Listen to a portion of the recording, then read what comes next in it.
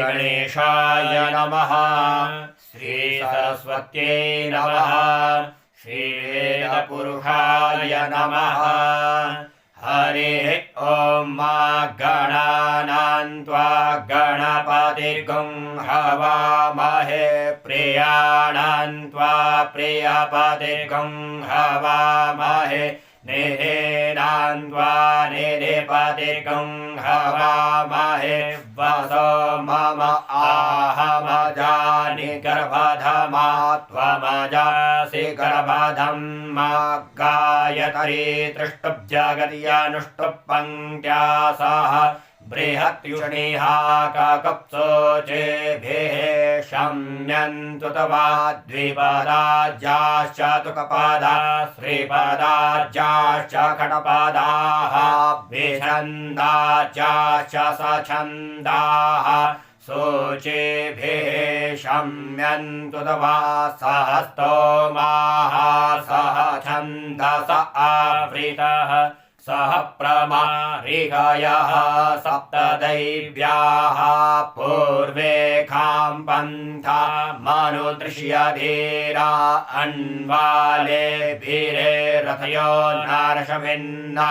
जजाग्रतो दूरमुदैति दैवं तदु सुप्तस्य तथैवैति दूरङ्गमं ज्योतिघां ज्योतिरेकं तन्मे मनः शिवसङ्कल्पमस्तु ज्येन कर्माण्यपसो मरीखिणो जर्ये क्रीडवन्ति विरथे कुधीराः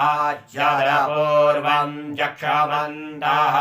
प्रजानां तन्मे मनः शिवसङ्कल्पमस्तु जत्प्रज्ञानमुदचेतो धृतिश्च ज्योतिरन्तरमृतं प्रजासु जसमानरिते किञ्चन कर्म क्रियते तन्मे मनः शिवसङ्कल्पमस्तु ज्येनेदं भूतं भुवनं भविष्यत् परिगृहीतममृतेन सर्वं येन जग्न्यस्तायते सप्तहोता तन्मे मनः शिवसङ्कल्पमस्तु जसमिन्नृचः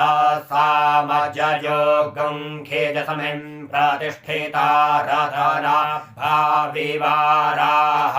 जस्मिश्चितगं सर्वमोतं प्रजानां तन्मे मनः शिवसङ्कल्पमस्तु सुखारथिरश्वानिव जन्मनुखियाने नीयते भेषोभिर्वाजिन एव